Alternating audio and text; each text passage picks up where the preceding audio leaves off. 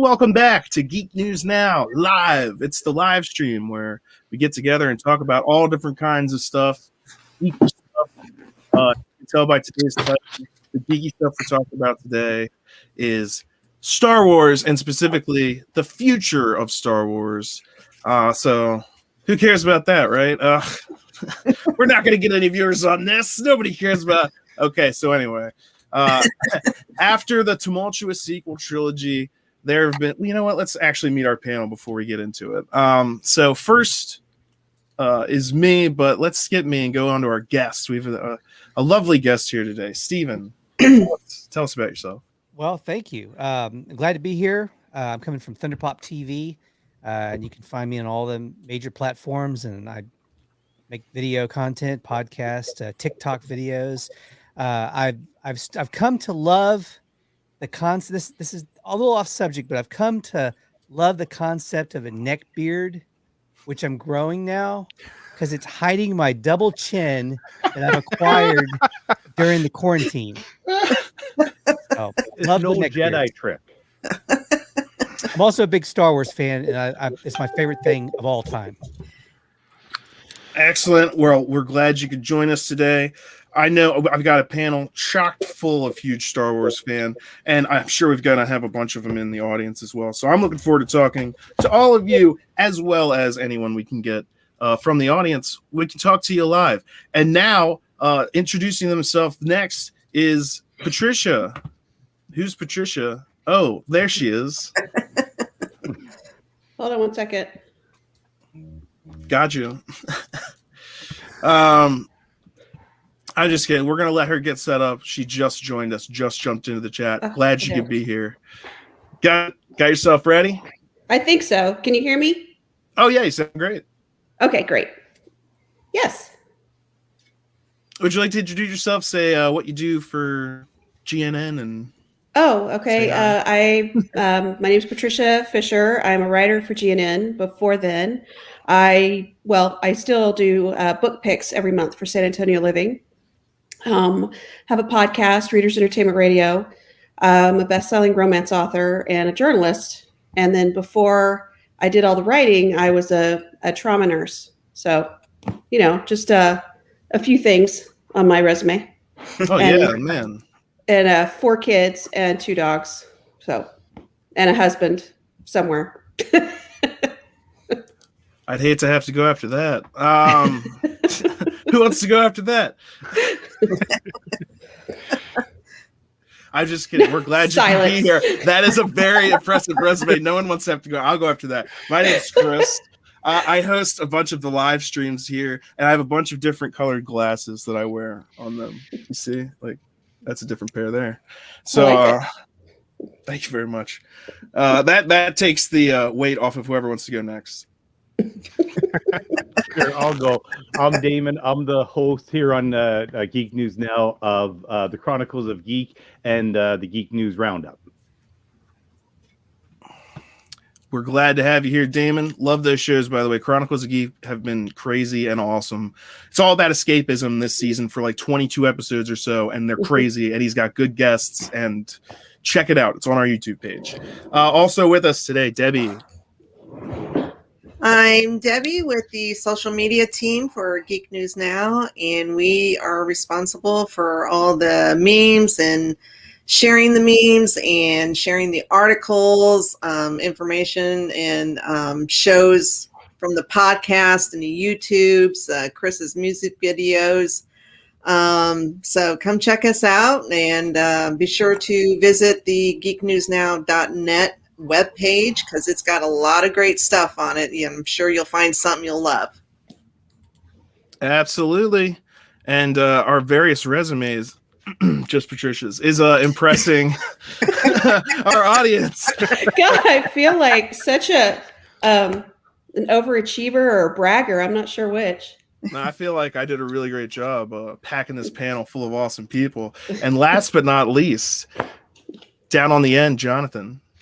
Good evening. My name is Jonathan. I'm part of the Geek News Now AV team. I host the Captain's Logs and Lightsabers podcast. as part of the Geek News Now podcast hub. We are a podcast that talks about not only Star Wars each episode, but we also talk about Star Trek.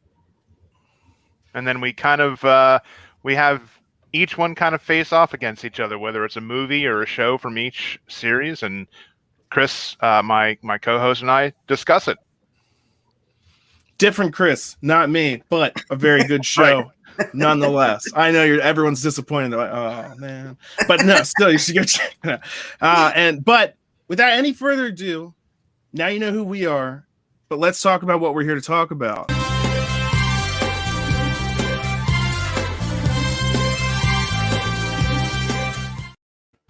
And that's the future of Star Wars. Well, that wasn't the future. So that was something from Star Wars' past. I'm okay if we get that back. I'm okay. Don't worry, I've got a couple more. That's just one of my favorites. That's from a Robot Chicken parody. Because, whenever you're talking about Star Wars, you're talking about something that, started a cultural revolution. Mm-hmm. Tons of people were interested. So like I was saying a little bit earlier when I was going to start off, I was like, there may have been, some people would say, a rocky or tumultuous sequel trilogy when Disney took the reins. I wouldn't fight you if you said that. But there were cries of Star Wars is dead, which I think was a little hyperbolous. I never thought that they were just going to stop. Even no matter how bad you could have possibly messed up the trilogy, they were never going to stop. They even said, we're taking a break. But that just means we're going to organize ourselves and come back as strong as we possibly can. And I think we see that punch, that strike of check it out with first The Mandalorian leading into the Disney Investors Day announcements, which was just... So I guess my first question is, out of that deluge of information, which thing that they announced are you looking forward to most? Well, Kenobi for me is probably top of the list. There's several on there, but I mean, bringing back Ewan McGregor as Obi-Wan Kenobi. There's so many storylines there behind the scenes, and also in the actual story. That's very exciting to me. So Kenobi for sure. It's for people that are negative on the prequels. But they love that character, and they love that character in the prequels. It's an opportunity to see that character now, maybe given an opportunity to shine some light on him in a different way, and see him in a different light that will be more what they want to see. And I think even the people that might complain about some things in the prequels, usually Ewan McGregor's not one of them. That's something no, this is the saving grace of these films. Is to some people, to me, there's plenty of other things. I'm a big fan of the prequels actually, but I mean, obviously, there's parts where I'm like, yeah, no, that's crap. Let's cut Jar Jar's time in half in episode 1, and that probably would have made that a million times better. But anyway, that's why George should have been directing. That's the past of Star Wars. Talk about the future. Kenobi, though, again, a standout character there. A standout character, introduces Luke.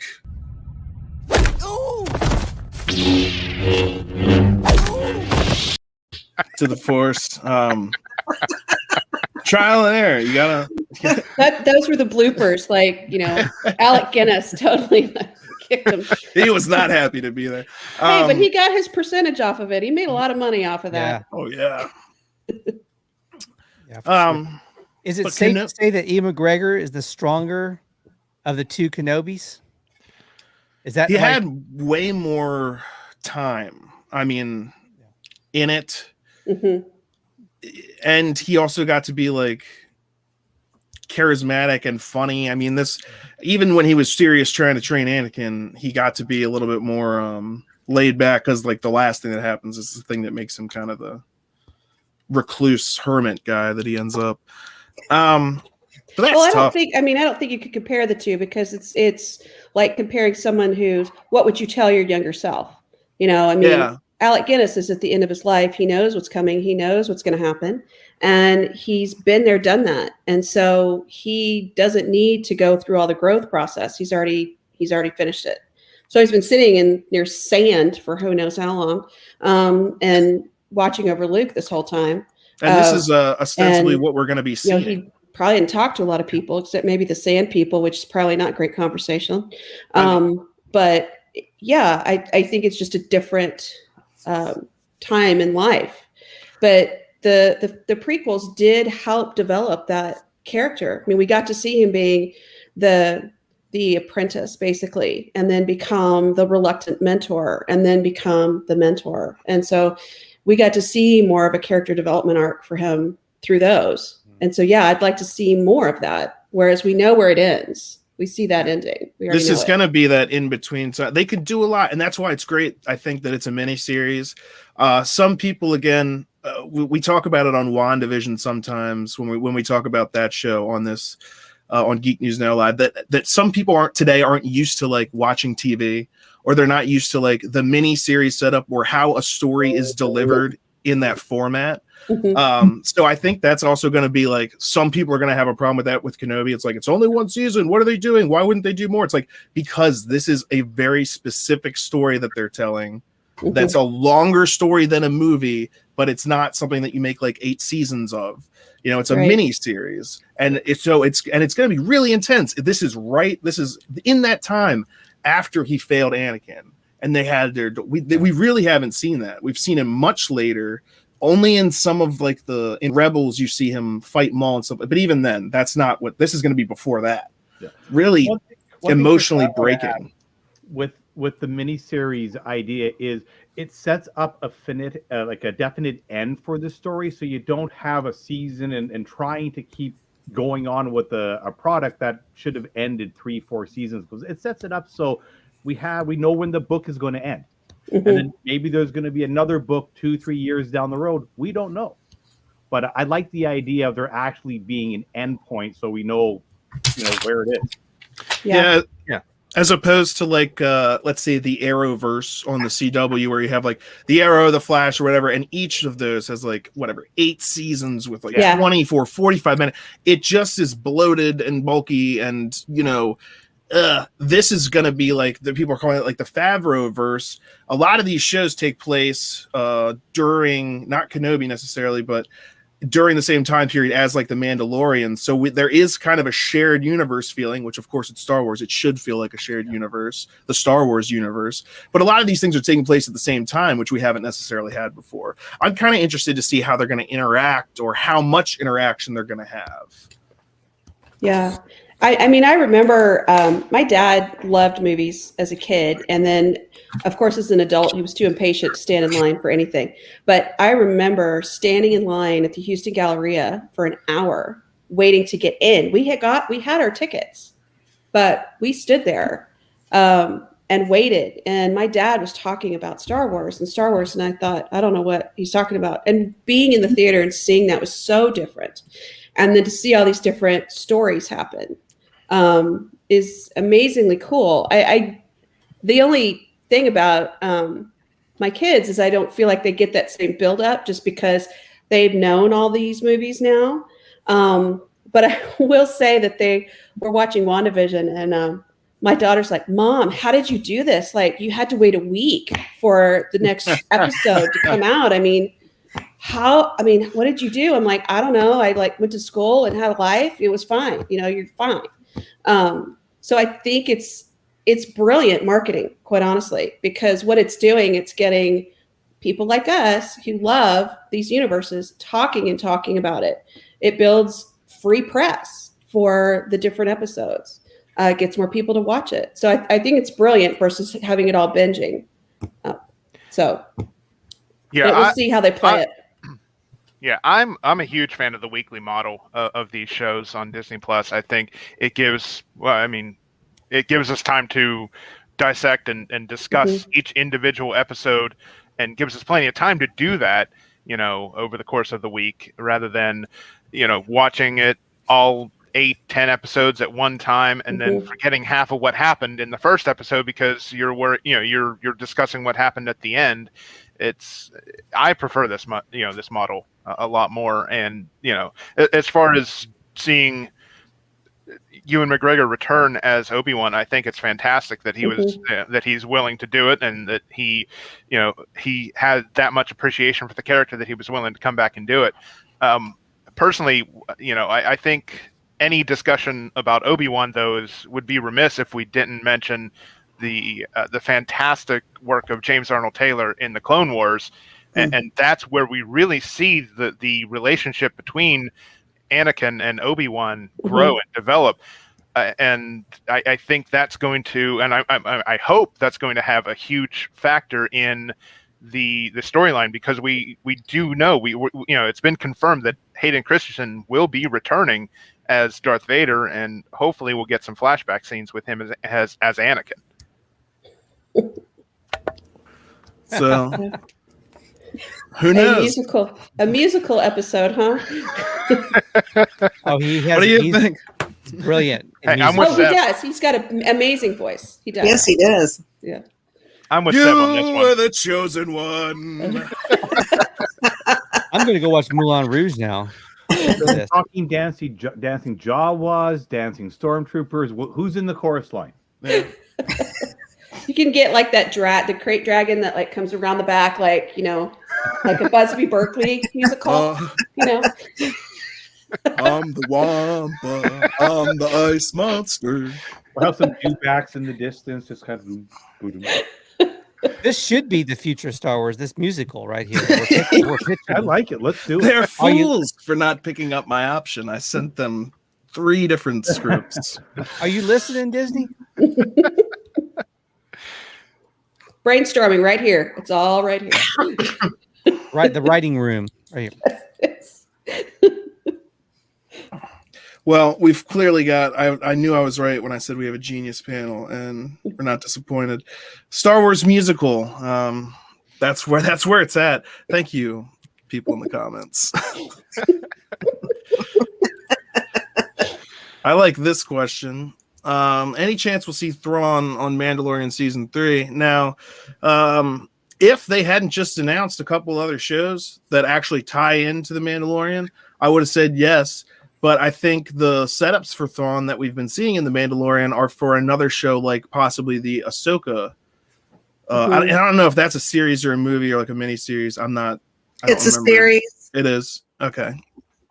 But it doesn't come out till 2024, so you got some time to wait, possibly for Thrawn, but he could be connected in other ways. Again, like we were saying, these shows that are coming out, several of them take place over that time period. So will we see him in Mandalorian, and will we see him possibly in the Book of Boba Fett, or will we see him possibly in one of these places leading up to that? I think Ahsoka is the most likely place to see him, but I can't guarantee you we won't see him before that. Yeah. Like something that comes before that in 2024 that could set him up, and then it would spill into Ahsoka, possibly. Just Thrawn, like they did with Boba Fett coming into the Mandalorian, which set up his show. And then, man, that's going to be. I'm trying to think of a bigger moment than like Thrawn. I mean, Boba Fett obviously, but like in what we have yet to come, we had Luke. Yeah. And during this time period, Thrawn, that would be huge. Oh, that would be one of the biggest reveals ever. He has yet to make it to the live action universe. Mm-hmm. I think we're still a ways off from Thrawn. Honestly, I don't think season 3 is going to happen. I think where we're going to see Thrawn's debut in live action is going to be the Ahsoka show, which will eventually, of course, connect to the Mandalorian, but it won't be until at the earliest season 4. It would be my guess. Anything is possible. I mean, they might have more hints for us, and we might see underlings of his, more different underlings, maybe even more characters from the expanded universe. Disney has now shown that they do know that the expanded universe exists, and they are willing to go into that mine. Yeah, they found the books. There are no books. We found the books. Or they could just do a Phineas and Ferb version where it was just like a different camera angle of what was going on somewhere else, From a certain point of view. Yes, Movie and magic. it was a musical. So, we could have something. alternate realities are all the rage. Just wait for Multiverse of Madness and whatever Flash movie DC is talking about. We're going to be talking about that next week, by the way, DC, and how they're going to try and fix everything with time travel. It's the easy fix, honestly. That's how they did the Avengers movie, for goodness sakes. It's everywhere. Star Trek. It's coming to Star Wars, people. Star Trek too. Yeah. Try to fix some stuff. Look at the parallels between the sequel trilogy and the whole thing with the books, and like, let's destroy the books. The same thing at Disney, like, let's destroy the books and like start over. It was well, yeah, it was. I mean, some would say it's like, forget about the legacy character, or like, the characters that and embrace these new characters that we made. It's like, it's still Star Wars, like we're still doing all the Star Wars, and it's like, then why can't we have the characters we love if it's still just Star Wars? But anyway, that's getting into some stuff. It's pretty clear now that they are, again, willing to give us the characters we love. The drinking out of fanboy tear cups, I think, is now frowned upon behavior, like insulting your fans for wanting the things that they want. Well, for the first 4 years, it's never a good move. The first 4 years on the live action, they didn't even let like a lot of the the original Lucasfilm people into the writing rooms. Like Filoni was pretty much all but shut out the first 4 years, with the exception of what he was doing with the animation. And that's, I mean, I'm not, clearly things have changed. Things have been rearranged. Again, they took the break, and that's why this is about the future of Star Wars. So, whatever happened has happened. I'm interested to watch the documentary, the behind the scenes. If that ever comes out, I'll be there. I'll pay for that. You got another thing right there. If you gave me a behind the scenes documentary over what happened at Lucasfilm over the past like 10 years, dude, I'd be shelling the dollars out to see that. But shut up, take my money. They want us to focus, and I'm willing to do it for now on the new properties that they've got coming out. Speaking of which, mentioned in passing, Book of Boba Fett. I thought that I didn't know but they are giving him his own miniseries, it would seem, at least. Yeah, miniseries. I don't think that's going to have multiple seasons, is it? Is it just, and what does that mean? Could they have brought Boba back just for us to see the end, or give him a fitting end? Like, what do you think that, I mean, I don't know. I'd be disappointed if it's just I would be too. I'd be very sad. Series, because I mean, there's just so much to explore with the underworld.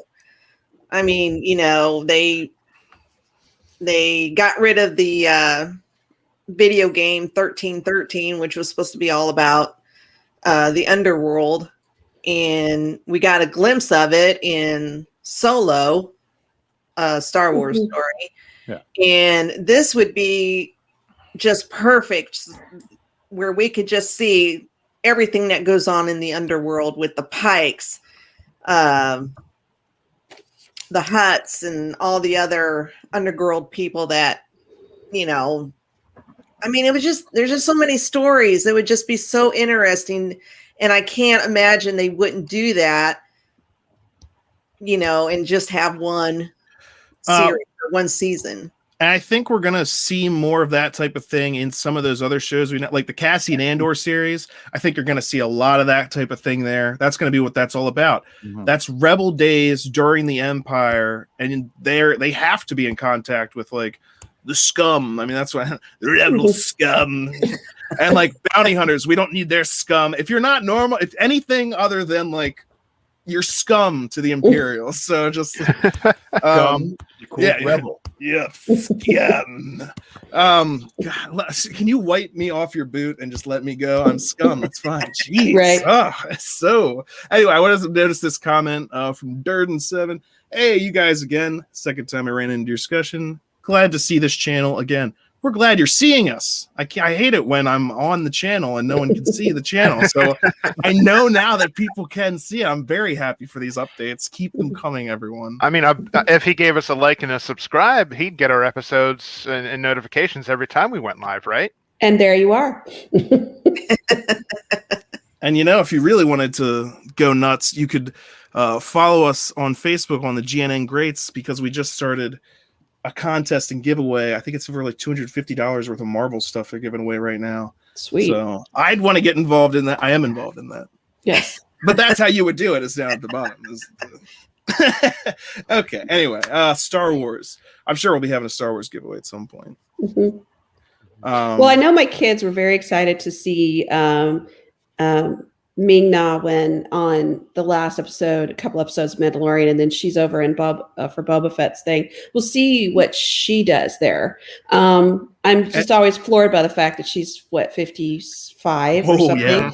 Yeah. She just doesn't age and just is always gorgeous and fabulous. But it's funny because the kids, I kept saying, "Oh, Mulan," and they're like, "What are you talking about?" I'm like, "It's Mulan." I mean, it's like the voice of Mulan. So yeah, and then you could pick out all the different people. So you had Mulan, and then you had Pedro Pascal, of course, who's Mandalorian, and he was in Wonder Woman. And there's just like, oh look, it's all these people that are in other things that you've seen. So I think. Go ahead. I was just gonna say I think it's fantastic that we're gonna get to see more of Ming-Na, because she's lending her voice to the Bad Batch. That was one of the biggest announcements that came out of the Investor Day regarding that series. I think it just took a lot of people by surprise. I think that that she was going to be involved. Well, we were laughing too because she's basically hit the trifecta, right? Because she's in Marvel Agents of S.H.I.E.L.D., so she's in the Marvel universe. Now she's in Star Wars, and she's done Disney. So it's like it's the Disney hat trick. She's done all three. Worlds under the Disney umbrella. And she's great. She's great in all those. What? She's great in all those. Also, Yeah. Katie Sackhoff for Battlestar Galactica. I just That's got right. sent a link. Someone mentioned it in our chat. Seb Mino says, looks like Cara Dune's in more now. He sent me one thing from Gizmodo that I wasn't going to look at, but actually David, the head of GNN, just sent me a Facebook message, said, Variety. Let's see if I can share it. There looks like there could be dropping Cara Dune. Ooh. Oh, I was That's just big yes. news. Yeah. Not unexpected. No, not Yep. unexpected, but Yep, it's on Twitter too. It's But trending. it's on, Wow. yeah, I was going to say Variety is one of the actual things I trust out of. Yep, Lucasfilms. It's Twitter under Variety. 11 minutes ago. So there you have it. Breaking news. As well as Deadline Hollywood. Gina Carano is,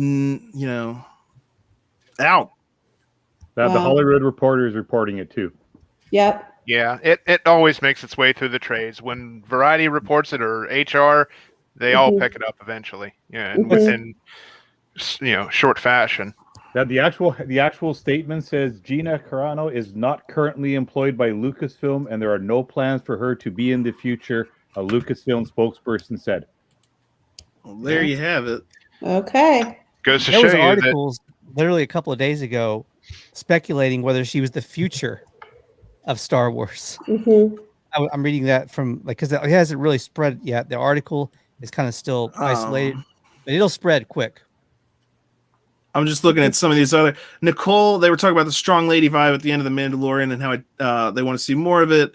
And Stephanie said, and it didn't feel too forced. I mean, it's unfortunate that Cara Dune won't be able to be a part of that anymore, but I guess it's also unfortunate to do everything that happened. But I guess with. I didn't hear. Did they have an actual source from Lucasfilm saying that? Yeah, the company said in a statement Wednesday, not currently employed by Lucasfilm. Gina Carano is not currently employed by Lucasfilm, and there are no plans for her to be in the future, a Lucasfilm spokesperson said in a statement. Nevertheless, her social media posts denigrating people based on their cultural and religious identities are abhorrent and unacceptable. So that's officially from Lucasfilm. Now, the big question is whether they'll recast her role, a Cara Dune role, or whether they'll just write that character out completely. She went back to Alderaan, and they shot it again. No. I mean, they could just too soon. Just let the character be hanging out in the universe for. It was a long time ago. Yeah. So there you go. I also wanted to say I like that ending scene with when they all stormed the ship. I was wondering what happened to the dude Mandalorian that was with the other Mandalorians. That he was just like, nah, That should have been a meme. Nah. Like, where was that guy? Where Like, was that somebody? guy? Yeah. He's waiting in the truck. I've seen it before. Yes. You stay in the truck. I'm We'll going take to care of this. Boba's palace. Screw you guys. Wasn't in the contract. I didn't get paid. I'm out of here. Yeah. Well, again, speaking of that guy, where might he be? He might be off again with all these supposed other Mandalorians we've been hearing so much about. Mhm. That's what I'm excited for. One of the things about the Mandalorian itself was that it was testing the waters, setting things up for a bunch of different areas they could go. Once they got season 1 and that got a good, positive, basically across the board, good reaction, Baby Yoda, woohoo. Then you had season 2, good to go, and that's where they're like, okay, now we'll start planting the seeds for these other things. This, and also at the same time, Baby Yoda himself was a big seed for those other things because that kind of made this show not about the Mandalorian so much. And season 3 is going to be the first time when he's actually going to be finding out more about his own culture, which he found out had been like hidden from him and he didn't know as much as he thought. So like, we're really going to be getting into the Mandalorians now. Yeah. I'm excited for that from the show called The Mandalorian to actually be diving in to like their planet, what's going on with that, like all the different factions. I want to see them either come together and like have a council and just, I want also Boba Fett to show up to that, but I don't care if he doesn't have, but still like, I'm excited to see Mandalorians. Well, one of the coolest things about the show for us was we have 4 kids and the younger 2 are adopted. And so watching the show, it was very cool for them to watch that process of you have someone who's absolutely not related taking care of this child as they were, so it's just like genetically theirs. And it was one of those moments of, cool. There's a lot of people who are foster parents, who adoptive parents. And so it was my kids really loved that storyline of, being just a good person and a good parent. So it made a big impact at our house for that reason. Plus it was cute. And I spent too much at Christmas, encouraging Baby Yoda in our house. So, but that storyline is, it's really sweet. It's actually a really good message. Just that, but I felt like the writing and everything was just so beautifully done with the series because we've all seen things they've wanted to do for Star Wars that just were like, did they just get bored and want to like throw some money at something and think we'd all buy it? But this was just really, really cerebral, really thought out, beautifully done, and really back to the core of what Star Wars was in those original 3. Yes, in so many ways, from the cinematography to the writing to like just the idea. Lone swordsman going from village to village, like a samurai, like an old Western. And those are very much the type of things that inspired George Lucas to make Star Wars. And this is a way that actually gets to do it, again, in a little bit, a different feel, because 1 through 3 and, the episodic, that's a certain type of storytelling, which when you go into a TV show, you can do different, when you do a mini series or a TV show, because Mandalorian, multiple seasons, that's not a mini series. Right. So that you can tell stories in different ways. You can have that, interconnectedness slightly. Like he has an overall goal, but each episode is something of its own. Right.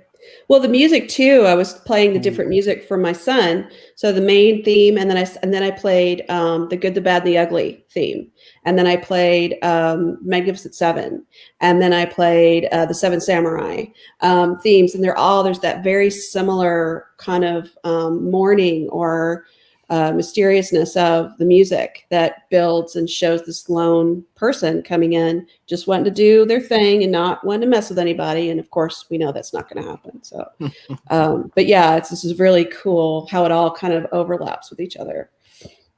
And I agree 100%. And to Matt's, and I'm excited to say, again, the different shows that they're coming up with will give us more chances to branch out into different types of storytelling again. So maybe not the lone, but we're going to have different types of stories being told, which I'm very much looking forward to. The comment below, Matt, why didn't they just use Boba from the start instead of making up a new Mando? Well, Matt, originally, back in the day at Disney Investors Day, they announced the Obi-Wan Kenobi movie and the Boba Fett movie. I don't know if you remember that, but those were part of the things that got scrapped when they put a halt to future Star Wars content. That got turned into the Obi-Wan Kenobi miniseries and the Mandalorian. And actually, the Boba Fett movie got turned into the Book of Boba Fett. They just ended up introducing him sooner. Quite frankly, I think it ended up being for the best. They had a clearer idea. Once they put a stop to everything and again, planned everything out like they actually needed to and should be doing. That's why the MCU works. It's because it's methodical as all get out. And that's why what they're doing now is based on that same kind of model. I want to add, Chris, with that, by having a new character, a new Mandalorian, nobody was invested in the character. Nobody had an opinion how this is how he acts. This is who he is. He's a Mando. He's not a Mando. There was no history attached to the new character. So it allowed the show to actually develop him without having all the fans in the back going, that's not how it's supposed to be. I think it was a great way to start it. And it worked. Oh, yeah. So speaking of other things that are coming in the future of Star Wars, one big one that caught my attention was the Rogue Squadron announcement. Just announcing that, I got tingles because that reminded me of video games, all the great video games I used to play. Not that there aren't currently video games coming out for Star Wars, but ever since the EA empire took over, the flood of games turned to a trickle, and a trickle determined by EA. Now we've received the news again. This came after Investors Day, but not too long after that EA empire is coming to an end, and they have studios like Ubisoft and Bethesda working on Star Wars games and different things like that. All I could say is, if they make an Assassin's Creed game, but it's Star Wars, all I can. Shut up and take my money. Yeah. Now, when's the pre-order going up? I don't even care. I just eat Rogue Squadron. I'll buy it. Done. Yeah, like I'm there. Especially Rogue Squadron, something like that, but also the open-ended game, just the knowing that like this restricted, and that's again, Debbie was talking about it earlier, 1313, looking forward to that, seeing that. This video games are a great way to tell additional stories, and Star Wars 1313 got scrapped in part because EA was taking over with exclusivity. So you can't keep... Go ahead. No, I was actually done. Well, back in the day, way back when, they had various studios making Star Wars games. I mean, you had Star Wars games out the yin yang, and then EA took over, and a game here and there once every 5 or 10 years. I mean, it just, it went to crap. And I loved it back in the day when there was 10, oh my gosh. 12, 10 or 12 games out. So I'm glad they're expanding it again and letting other studios come in and try their hand at it. And it's just the simple fact that different game studios are better at different things. Like EA is good at some things, but Ubisoft clearly has a handle on these like open world games, the mechanics, how to make them. And so they're better equipped to do something like, I think of how much better a game like the Jedi Fallen Order could have been if it was like as open worlded, or not that I didn't like that game. I did. I was just like, it's over already. I'm looking forward to one of those, like, the galaxy is yours. Go nuts. And I'm going to be like, ooh, I'm going to go out there. I'm going to go to whatever planet I want. I'm going to, unlock different portions of the map by flying in subspace, and then unlock, hyperspace routes, and then I can fast travel. I'm there for it. Clearly. I just have spent like hundreds of hours playing some of the latest Assassin's Creed games, and I'm like, if I could just be swinging a lightsaber instead of an axe right now. I dream about it. It's haunting. Disney, are you listening? Lucasfilm, are you listening? They are. Help us out. They are, because they're making it. They announced that's when the dream started. Was when they told me it was possible. So yeah, absolutely. It's definitely, with the multiple different video games coming out. Shut up and take my money. I am there. And so I guess that kind of shows that they're really that they took it very seriously again when they stopped. They were like, we're going to take a beat after the sequel trilogy and really establish what we want to do going forward. And interestingly enough, most of what they decided to do going forward was go backwards. Yeah. High Republic, and everything with the Mandalorian timelines, all that stuff. All of that's before the sequel trilogy, like 30 some years, 25 years, and some stuff in some cases before. But it is, the original trilogy timeline. And there are so many stories to tell there. One character no one's mentioned, I'm kind of hoping for, Prince Xizor. Yes. Oh. Yes. We got fans. I never know if anyone's going to know who I'm talking about when I say his name. I remember loving that book growing up, but he makes a couple appearances in different books as well. Mm-hmm. Yeah. Well, I had the soundtrack. Well, we've already seen the Faline, his race in Clone Wars. So yeah, I mean, so we know the character is technically possible, and and they have one crime organization being Crimson Dawn. They have to have competition out there somewhere. I was going to say Crimson Dawn. They mentioned that, and that's like one of the other criminal enterprises. Black Sun is, of course, the criminal enterprise Prince Xizor runs, and I remember him back in the day when I was reading books like the Bounty Hunter Wars trilogy. He's like a side character in some of that because there's time jumps in that, and half of it he's dead. But it's really awesome to see him in a room with Darth Vader, competing with Vader for favor of the Emperor, and standing toe to toe. Yeah, and like actually being one of the few people, and that's how you know someone's a badass, is if like you can stand toe to toe with Vader and walk away. That was so many people just die when they meet up with Vader. That's like a 90% chance. It literally, even in Empire Strikes Back, there's the one guy who's like, I'll take this news to Lord Vader personally. And someone's like, why would he do that? And I was like, because a hologram is quicker and he can choke you through a hologram. So he's like, maybe by the time I get over there, God willing, they'll have caught this guy. And they didn't. So anyone that can stand toe to toe with Vader, I would be interested definitely in seeing. And that could be, and again, we're talking about the underworld stuff. So key to the underworld stuff, Prince Xizor. Well, and that could be where the book of Boba Fett is going to either of those properties. We got Crimson Dawn, we got Black Sun. Throw Boba Fett in there with Jabba's empire. You got the trifecta of criminal elements across the galaxy. Who's they? What the hell is an aluminum falcon? Palpatine doesn't have time. I am the Senate. I don't have time for you. I wish that Solo would have gotten a better box office return than it did, because we would have seen those stories. It would have been a near certain guarantee that we would have seen those stories, not hoping that that's what we get to see in the Book of Boba Fett. We would be talking about it being a reality, not a potentiality.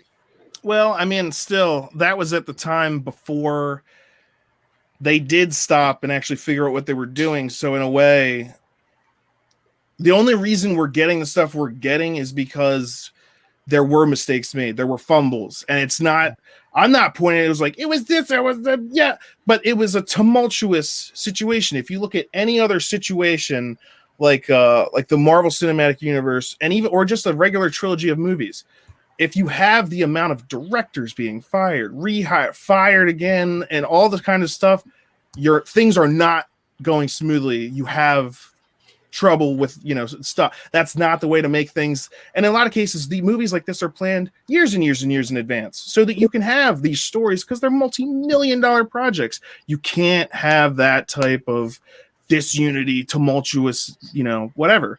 So now that they have taken a stop, they said, this is what we're doing. And I think that makes it easier for some people too, because then they can say, okay, this is what we're doing overall. I'll let these people concentrate on this, and I'll let these people concentrate on this, and I'll concentrate on this. And then instead of like, who knows what's going on? I don't know what's going on. Here comes the next movie and we don't have a script. Like, that's how things were going in the, sequel trilogy. And that's no way that you can't do that. Well, we see the results. What happens when you do that? Yeah. Yeah, it was a mess. And you have that things getting recut at the last second. and leading to. How do you plan on putting down this rebellion everyone's talking By about? shooting it with lightning. That's how I solve all my problems. How about the new face of the franchise, Grogu? Like, what's next for him? So young. So my husband's marketable. My husband's a pediatrician, and so he's thinking it as a child development thing. And he's like, so he's 50. So really, how old is he? When should he start talking? And when, it's just like, I don't know. I don't even know. This is what species it is. But Yeah. I mean, it's that feeling of, well, if it lives to be 1,000 years old, when is it doing these different things? I mean, it can hold a cup of coffee and, walk around. So it should be talking more. I don't know. I don't know what the species does. So yeah, but it should be fun. Building on that, I mean, we're all under the assumption that he is a baby. How do he know that he's not just a 50-year-old who's the equivalent of a 15-year-old playing everybody? Just, I know what I can do, and I know what's going to happen. I've already had this vision, and if I sit here and play with the little metal ball, I don't die. Yeah. We don't know he's not playing everybody. I mean, we only have to look at how Yoda introduced himself to Luke in The Empire Strikes Back to know that his species very well is much more than what they decide to show on the surface. Mm-hmm. Mm-hmm. And they're mischievous. Yes. Well, I don't know if you could say all that about the entire species just based off watching Yoda. That seems. Well, when you have very assumptive. Yes. I saw one of them do it, so I'm sure the whole species is like that. Whoa! Sorry. I get the point you're making. I'm just being deliberately nonsensical. Well, and really only old Yoda that had been alone for how long on Dagobah was the more mischievous, because the Yoda in the prequels was much more stoic and took things. Well, that was also a test. He was testing Luke. That was a character that he put on to make Luke impatient and say, I don't know what I'm doing here. And then he's like, you couldn't even handle me playing a joke. Yeah, because then he snapped and he was back to the more stoic, wise Yoda. Back to reality. Yeah. Yep. Exactly. Well, you could also argue that that his position on the Jedi Council could have led to, him being the way he was in the prequel trilogy. The entire Jedi Order, just once they got involved in all of the politics of the Republic, that I think was part of their downfall, which is why I'm personally excited to see how the rest of the High Republic plays out, because it's a 200 plus years before anything we've seen before. Mm-hmm. As for Baby Yoda, though, I'm still thinking Grogu. Mm-hmm. Either way, both. I think it's partially also a plan, since this is a story that takes place. Star Wars universe is not just a place, but also time periods, thousands and thousands of years. We have here a character that can live to be up to 1,000 years old. I'm thinking they're going to be using him to jumpstart some of the stuff that takes place maybe 100 years, 200 years in the future. When they start doing stuff like that, it's like, oh, look who it is. It's middle-aged Baby Yo. Yeah.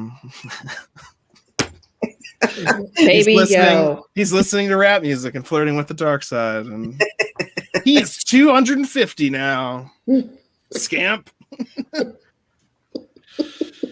So I don't know. Yeah, I think they're going to do something like that, or and then he'll be either on a team or leading a team, something like that, as a way to introduce you to a time period that we don't know and a bunch of characters that we don't know.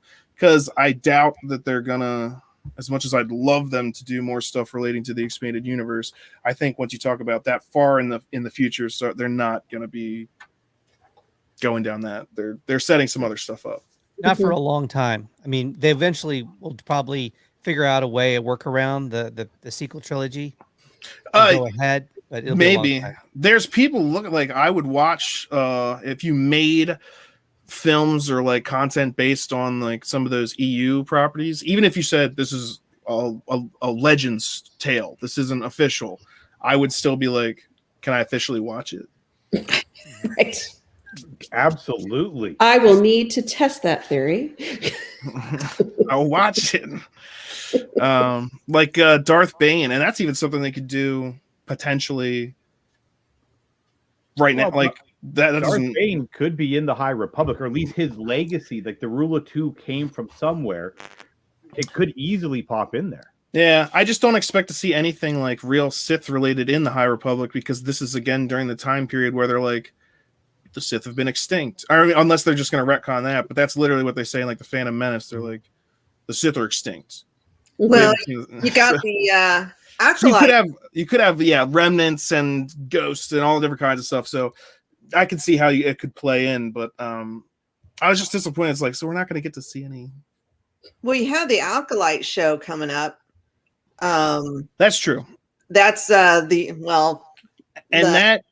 High Republic leads up to the acolyte show, actually.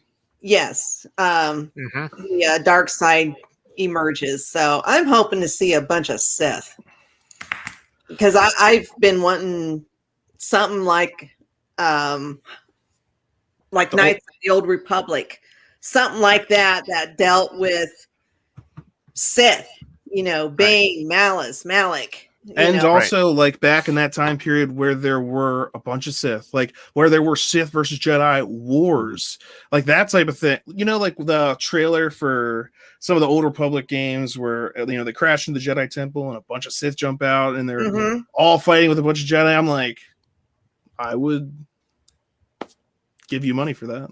And I did. I bought the game and played the game, but I was like, I'd like to just see a whole movie with like this kind of behind it. Right, and we know that the Sith are around. They never went extinct. Just because the Jedi thought they did, they're just not public. I mean, Darth Maul's line in the Phantom Menace, where he says, "At last we reveal ourselves to the Jedi." They've been operating in secret for the entire period. They never went extinct. Right. If we want to use some Legends material, Darth Plagueis he was running things for 100 years or so before the actual prequels. I mean, that's the last 100 years of the High Republic. The Sith were there. They were pulling strings behind the scenes to set the whole prequels up. Yeah. And I think, without giving, are we talking High Republic spoilers yet, or is it too soon? We're talking.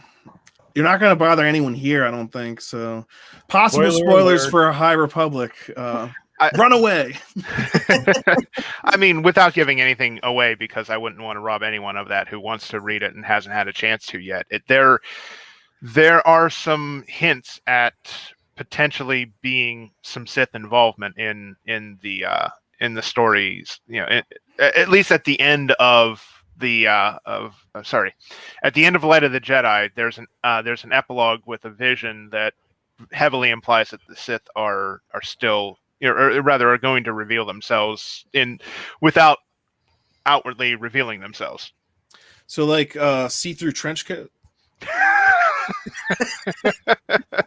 How do you reveal yourself without actually revealing yourself? To Darth Plagueis in the Darth Plagueis book, whatever it's called.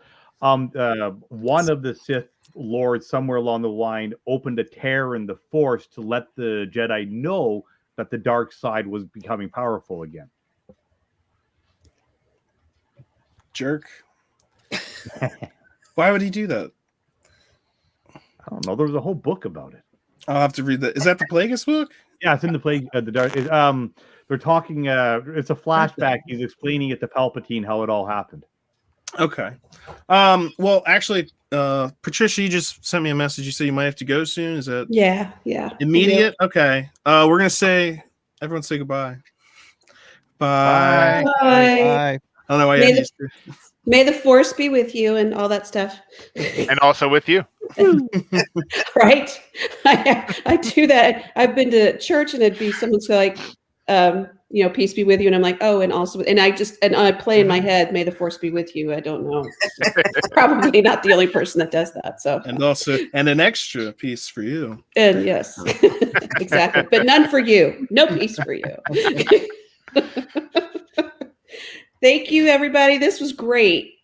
glad you could join us. Good night. Yeah. We'll see you next time. Okay. Okay. Now, continuing. Another thing, haven't talked about it yet, but I'm totally excited, and it has been announced. It was announced at the investors meeting. Was that anime? What is that? Is like Star Wars Vision? Is that what it's called? Yeah. And that's going to be. I'm imagining. Tell me if I'm right when it's like going to be like the Animatrix kind of deal.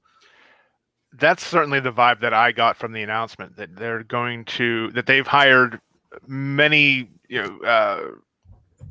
many contributors to Japanese anime to create stories for Star Wars Vision. So yeah, I think the Animatrix is probably a pretty accurate framework for what we're going to see with Visions. And Batman had a similar thing happen too. It was like I forget what it's called. But the same thing as Animatrix, where you had like multiple different art styles, basically, to tell different stories, different parts of the different stories. I think that would be awesome for Star Wars. And the first thing that comes to mind is that, like, I don't know if you've seen it, but it's like that TIE Fighter anime that they made. Oh my gosh, that thing is so cool. I'm going to see if I can pull that up. But if it's anything like that, or stuff similar to that, again, shut up and take my money. I'm there for that. Like. What do you guys think about that? Do you think it'll be released in theaters, or do you think it'll go to Disney Plus? Or is it a series? Depends a lot on what's happening. Yeah, when it comes out, when it's ready. Yeah, I think it's on Disney Plus. They're like short stories. Okay. Oh, kind of like the Forces of Destiny that they had, the little cartoon animated short stories that they had. I think it's going to be something like that. Oh, I'm looking at it now. I see it says there will be 10 fantastic visions in all, and it will be on Disney Plus. Disney Plus, man, they really are creating a lot of different content, new content, again with the Marvel stuff. They want trophies. And extended it's overlapping months too, so it keeps you invested in their product for, they've got the business model to envy right now out of all the streaming services. They're coming after. They already have got Netflix, but they've been coming after them. Oh yeah. Yeah, there's a lot less chilling at Netflix right now. Chris, while you're looking at that, one of the properties, just thinking, I got it on my screen here, that we haven't mentioned that goes into the whole underworld is the Lando. Lando's getting a movie. Yes. No. Not a movie. It's a miniseries. Miniseries. Correct. Even better than a movie. An event series. So that kind of indicates one season. Yeah. And I don't think Donald Glover has been he's not verified. Confirmed. He's not confirmed, Yeah. is he? No. Which would be further out project. Weird. Yeah, but I wouldn't do it unless you could unless you can get Glover back. It wouldn't make sense not to do it unless he was there. Yeah. Just to recast it, I think would be less appealing. Yeah, that would ruin it because Donald did such a great job as Lando. I mean, he was perfect. Unless we're getting Lando like and Billy D can play Lando, I'm okay with that. That would be the only exception. Yeah, I agree. The only exception is they cast Billy D. Shit, we're done. If you do some CGI, Billy D. We need them both. Truth. Do a cool. Godfather kind of thing with Lando, where it's like the old Lando and the young Lando, and they kind of go back and forth. Like the first half would be him as the young Lando, and then the second half would be the older Lando. So you do both Glover and Billy D. Lando to Lando. Yeah, I like you could have Lando story. You could have Billy D do the cold open for the show, and then the main part of the episode would be Donald Glover. Yeah, that would be amazing. Some cantina in the future telling the story that you're about to see. Because we know he lives, so it's all good. Yeah, it's not a spoiler. Maybe he'll tell this. Maybe he'll be telling the story to Jana. That would be interesting. Did I ever tell you how I met your mother? Well, I can't be sure this is that's a her, different so show. I've got a lot of stories. I don't That's know a which different one. show. That We're went on not great. allowed to do that. No way. Well, as long as the last season isn't all just one wedding, I guess I'm really willing to give it a shot. It would be one Sabbath tournament. That's what it would be. It's a story he tells during the game. Hey, actually, that would be a great premise right there. The longest game is the back I've ever played. You know, I lost that ship in a game. We know, Lando. What a different story. We know. I mean, one of the best scenes in Solo is when he takes off and if you see the Millennium Falcon taking off there, Yeah. and he's in the background. Yeah. I got 50 mercenaries down there, and my best friend who's leaving. See, the one I wasn't sure about was the Cassian Andor series. There's a trailer out for that today or this week. Wow. Yeah. What do y'all make of Felicity Jones still being under contract? She's under contract still with Lucasfilm. She said that publicly a while back. She said, "I don't know if they have anything planned or what they have planned, but I'm still on the payroll." That's typical, honestly, of contracts anymore because every studio is looking for the next franchise, so they typically have actors sign 2 to 3 movie deals. Whether they carry those out or not is always remains to be seen. But yeah, you can't just sign a one picture deal anymore. It just doesn't exist.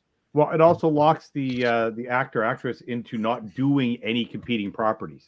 I gotcha. Yeah, like going off and doing a Star Trek film. Exactly. Yeah. Not at the same time, but later, like Ryan Reynolds in Green Lantern and Deadpool. He's been all over the place. Yeah. He's got a Snapchat show now on the Snapchat app. He is what a delight. He's an innovator. He's hilarious, and he has like his own vodka or something. I mean, he's getting into all the right businesses. After seeing his Snapchat little videos, I want him to be he should be a late night talk show host. I mean, he would be at least one night a week of Ryan Reynolds. I don't think he'd ever settle down for it. It's all over the place. Camera just follows him around. Yeah, we'll follow you. Just do whatever you do. Yeah, just do what he does, right? All Reynolds. It's the All Reynolds channel. It's like, good Lord. Ryan Reynolds. It's TV. like the Truman Show, but he knows that he's on camera. Once in a while, he just looks over and jims the camera. It's like, hey. Speaking of Ryan Reynolds and Star Wars, on our Geek News Now page, I wasn't sure if it was on the Greats page or the other one. But the question would ask, what did anybody think of a Marvel / Star Wars smash up? And my response was only if it's Deadpool interacting with Han Solo. That I would want to see. Oh, jeez. Non-canon little thing. Hey, why not a non-canon one-time? I talked about this on my show too. Why not a one-off non-canon, just for shits and giggles, Marvel Star Wars crossover? It could be done as an animation, and you could put all that fun stuff in there, like the Han Solo meeting Deadpool, and do it Lego. Yeah, you could double the subscription that month at Disney Plus if you put that up. We know Star Wars exists in the Marvel Universe from Civil War, so you could just have it take place in a different universe. I mean, I'm just saying is they have Samuel Jackson playing both parts. Yeah, it's like, this is confusing. It doesn't always work. I mean, if you were doing it just again for laughs, that's one thing. Yeah. But the other thing is when you see some things crossover that just don't work, you just feel bad inside. Like, for instance, if anyone watched the Super Bowl commercials where Paramount was trying to promote Paramount Plus, and you just had the crew of Star Trek interacting with Beavis and Butthead, interacting with a golfer, and I'm just sitting there can you turn back on the football? I've never said that before. See, I'm a weirdo. I actually like those. I like the commercials too, and I mean, you got to give them credit for going for it. I mean, it's clearly just their attempt to show we have a smattering of stuff if there's a particular genre that sticks out to you, just remember that we have that and ignore whatever. I don't know. It's just weird. Like, how do you advertise? Like, I don't know. Well, one thing it did, it's ridiculous. I agree. But it was fun. But it did get people talking about that app. And when is the last time people were talking about CBS All Access? Well, they needed people to start talking about it because they are falling behind. Yeah. I mean, Picard was a great show. They've had a couple of wins, but they need people talking about them. You liked Picard? I've heard. I loved Picard. I love Picard. And what about good? Yeah. Lower Decks? Lower Decks, totally. yeah. I've heard it's great. I haven't seen it yet. Yeah. I had to say. Lower Decks is so underrated. I mean, that show for me kind of like brought Star Trek back for me. It was like, yeah, this is what Star Trek is all about, because it's totally how I imagine you have all these folks that never make it onto the bridge.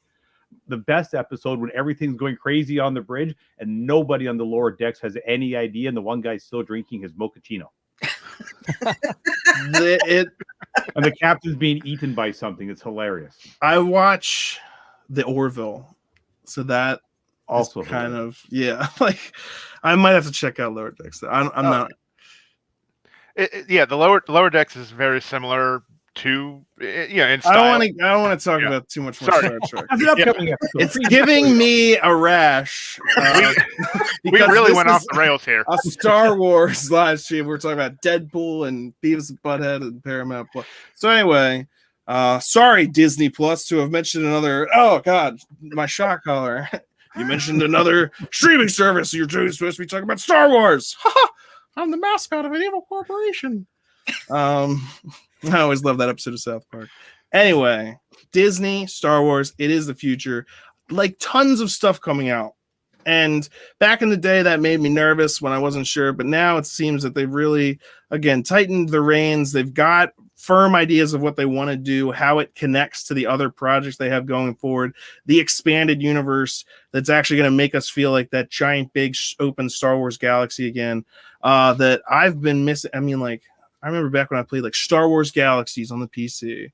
Like I want that to return, but with like, again, all the new graphics and technology that we have now. Like not as long loading screens. I don't know. I just can't wait for some of those games, honestly. Well, the series I'm most excited for is Ahsoka Tano. I cannot wait for that to come out, and I wish it was sooner than 2024. I'm hoping they bring back Hera and the little boy. I forget his name. Jason, thank you very much. And of course, that's all going to be, I assume it's all going to be about the hunt for Ezra. And that's why she's tracking down Thrawn. So I'm so excited for that series. I mean, I disliked her so much in the first 2 seasons of Clone Wars. I did. I really. You're not the only one. You're not the only one. That man, what a character arc. I mean, not a fan of Snips and Sky guy, huh? I think that's the reason a lot of people actually fell in love with their character partially is because they didn't like her at first, and then over time they're like, wow, this character really came to grow on me. That's kind of amazing. She was your typical teenager. And, that's all. She was a teen. Well, she was probably she was 14 when she was taken on by Anakin. So yeah, she was just acting like a teenager. But teenager in your typical war, what would you expect? Were you raised by the Jedi? She wasn't totally raised by the Jedi, right? Was she? Yeah, she was. That's like, it's crazy that you're still that rambunctious after being like, didn't you ever learn to meditate? Did you skip that? You skipped meditation? Go meditate. But I was going to say, do you think in the Ahsoka, since now we're going to be at a part in a timeline where Anakin's dead, Vader's dead, Force Ghost Anakin is a thing, do we think that she's going to have a conversation with old Sky Guy? I mean, it's a missed opportunity if she doesn't. Anakin completed his redemption when he saved Luke and threw the Emperor down the reactor shaft in Return of the Jedi. So that earned him his Force Ghost status. And he's on the payroll now, so yeah. I was going to say I would love to see some of that. We have other people. Let's see. multiverse. God, I missed some of the chat. So yeah, so we got out there.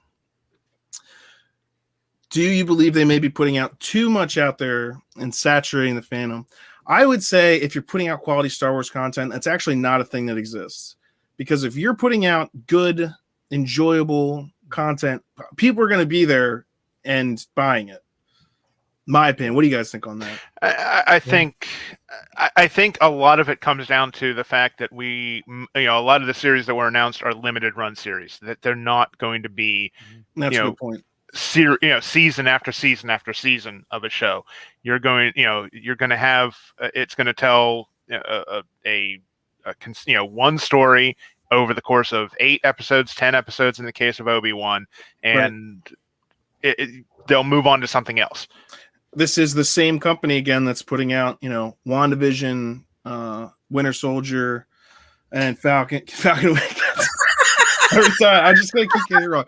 I get it wrong every week on WandaVision, and then Loki. So you can see these are their own contained stories, yes, but in that MCU fashion, they're going to have something of some overconnecting thing, and so it's going to be something similar with Star Wars. Yes, this show is telling this story, and it's probably like limited, but that's going to be hinting at it's a big universe out there, and I think that's great. I think there's a lot of opportunity there. So. In agreement with what John just said, I don't think it's putting out too much out there. Again, also because of the format of some of these being limited series like that. These aren't going to be like, we're trying to make an Arrowverse thing where it's like, thousands of hours of It's not like that. It's more focused, like a laser. Yeah, I mean, Rangers of the New Republic, Ahsoka, and then with the story meeting back up in whatever season of The Mandalorian they decide to culminate, it's the Arrowverse done right. You hit it, you tell your story, then you bring it all together and tell one story that culminates all 3 shows, and you're done. And I imagine Mandalorian, Rangers, and Ahsoka, since they all run in the same timeline, that there might be some crossovers, maybe. Well, they've already confirmed that's happening. That Rangers of the New Republic and Ahsoka are going to tell their stories, but the Mandalorian is going to pull those 2 shows together in a crossover event. They've already pretty much confirmed that in the Investors Day. Yep, and it's going to be interesting to see how it all ties together, because they are bringing in some of those elements from the expanded universe, like Thrawn, which they already had brought in Rebels, but also that idea of like Luke Skywalker during that time period going out there and being Jedi Grandmaster Luke Skywalker, kicking butt, mowing people down, or mowing down droids or whatever. So some of these characters are out there that maybe they'll bring back some other ones, like Admiral Dela, I think, from she was one of the high-ranking officers in the Imperial Navy, which was crazy because women didn't get far in the Imperial Navy, but she did. She was ruthless. I could definitely see them bringing her back. Tarkin's girlfriend. Yeah, and she was very pissed to hear about his demise and everything. So she's huge in the expanded universe. She actually ends up leading like everything at some point. Like the entire newer, but she takes over, and she was. I mean, that's going way too far into stuff that's not canon. The only downside Star Wars future. The only downside to bringing too much in from the expanded universe is, in the EU you had several years where the Empire had, while yes they suffered their huge defeat at the Battle of Endor, they still existed for many years. The entire time. Right. You with the new canon, with what's been established in the new canon, the Empire only existed for 1 year. That the Battle of Jakku took place 1 year after Return of the Jedi. So you have a much more compact frame of time with which to incorporate this stuff. Unless the Mandalorian is already showing that there's pockets of empirical remnants though. So like Moff Gideon is putting pieces together, right. and the whole thing of Thrawn is, at least from my knowledge of him, which isn't necessarily all new canon stuff, but his entire fleet was like the unknown regions and out there doing stuff on the fringes. They weren't necessarily around, so they could have been. That's why people are looking for him too. Also, I know what happened in Rebels, but so it could just be that like there are factions of the Imperials that don't even know what's going on, and they're going to come back and then try and assert control over again these remnants. So I still think there's a lot of potential for them to play out the Imperial remnant stuff in the coming years. Yeah, I mean, well, of course, Palpatine had his Operation Cinder, which was his backup plan for what happened should he be defeated. Those plans were carried out, in the Battlefront 2 story. The Battle of Jakku, they weren't able to defeat everyone from the Empire. Several of them were able to retreat on a Star Destroyer, and they were able to escape the Battle of Jakku. So that was led by Ray Sloan, I believe, in the books. She's still out there, and of course, Moff Gideon and his group. So yeah, the First Order did arise out of what was left of the Empire. So yes, while the Empire was taken out of power a year after Return of the Jedi, like you said, Chris, they are still around in pockets and remnants. Yep, and I'm glad to see that, because it's great to see like stormtroopers, and it's great to see in Mandalorian like the wear and tear. Like these aren't your crisp A New Hope or even Return of the Jedi, like gleaming. These guys are like, how long have you been wearing that armor, bro? That's gross. Like, these guys are on the run, Right. Those were more of the clients, backup. They Moff Gideon's stormtroopers appear to be pretty well kept up as far as their armor and condition of the armor. And that's like showing the difference of like levels, the different kinds of leadership of the people that you have left. The Empire that's left, again, Operation Cinder, all that was like about proving your loyalty to the Empire through barbaric acts of extremism, like wiping out dissenting planets, basically not having, you don't have a Death Star at your disposal, but do what you can to wipe out this innocent or, rebellious population. And so anyone that followed those commands, they're zealots essentially. And that's like who's still left. Yeah.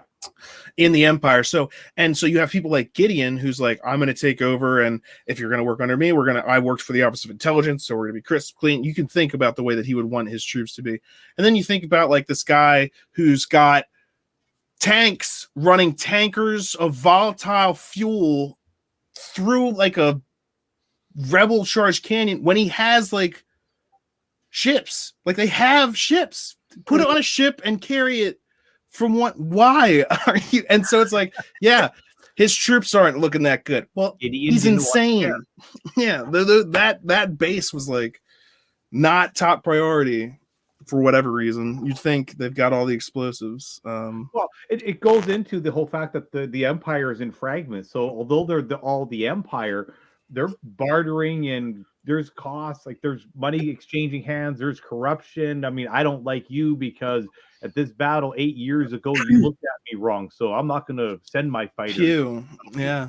And like you said, they've devolved into, that's why they say like the Empire's done. They say they've devolved into like fighting warlords and things like that. So and that's kind of what some of these other remnants want people to think, is that like, yeah, think that we're gone, but ha ha ha ha. So I think there's tons of stuff that they're going to keep evolving, coming into play. I think some of that's going to have to do again with the next season of The Mandalorian. I'm kind of hoping we get some backstory on Gideon during season 3. Well, he got captured, right? I'm not mad. He's currently in New Republic. So who knows? That's another very interesting fact. We could be starting, like he could get broken out. There could be like an assault on Coruscant, or he could just drop some knowledge on him. You guys think you won? You have no idea. Thrawn's coming back. Like he could just drop that. He could say, who knows? That's why there's tons and tons of potential for all. That's why, and again, that's why I'm excited. They've got these different series. focused on telling different parts of these stories about this greater universal conflict that's still in play. Very exciting stuff, I think. We've been going for an hour and 20 minutes. Does anyone have anything else that they want to specifically bring up? Just we're living in a great time right now when it comes to Star Wars fandom.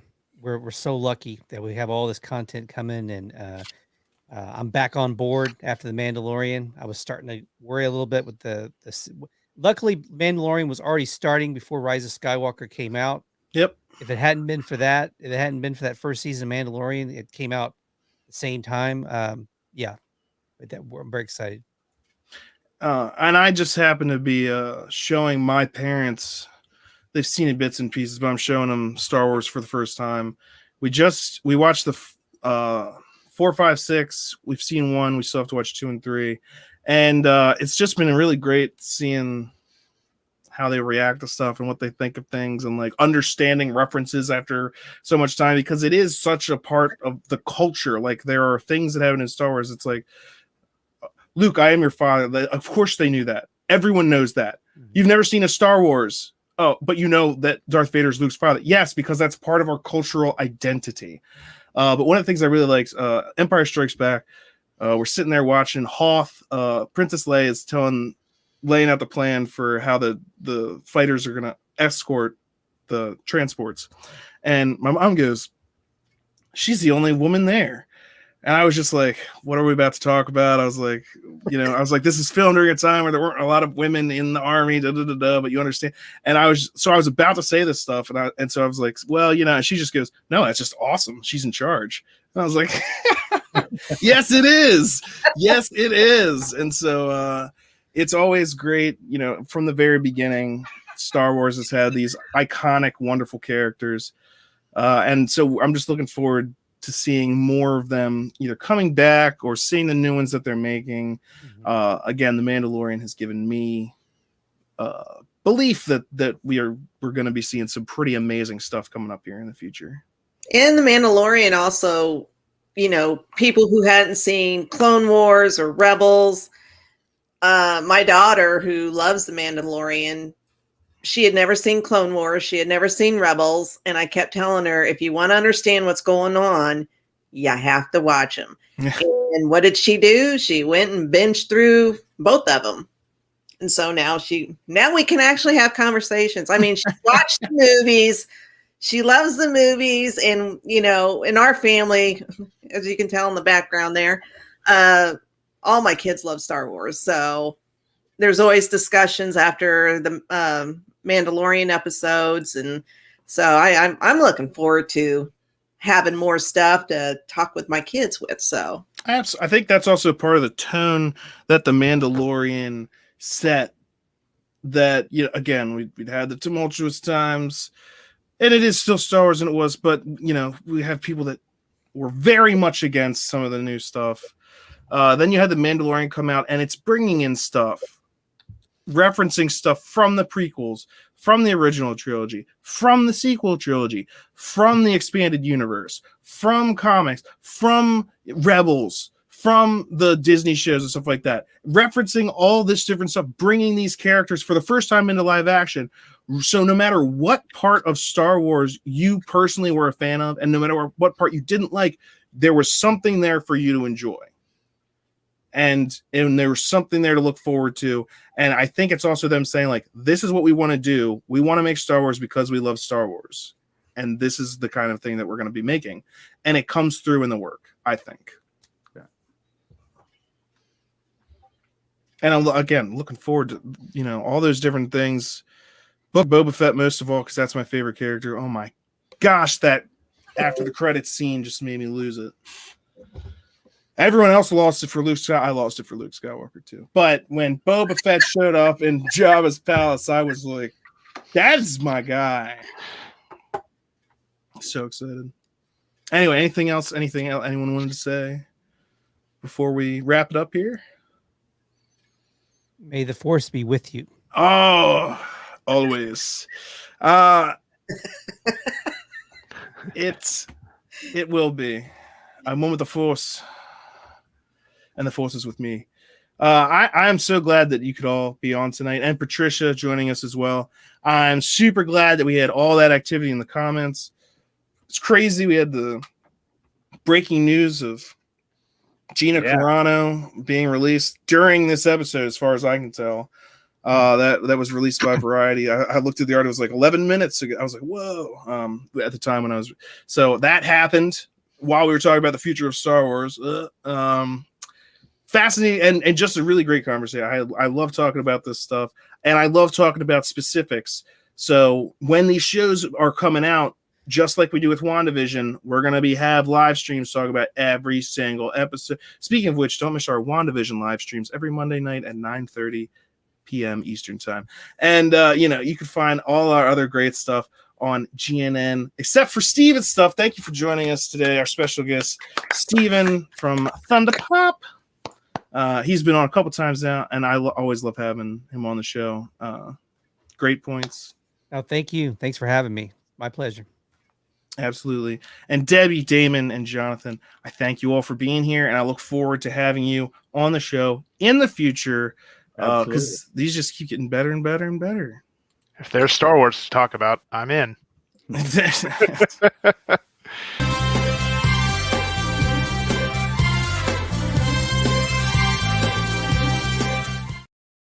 I can't think of a better way to end the show. So as we started, so did we end. Looking forward to the future. And if we can get more Dancing Lobot, I'm there for that.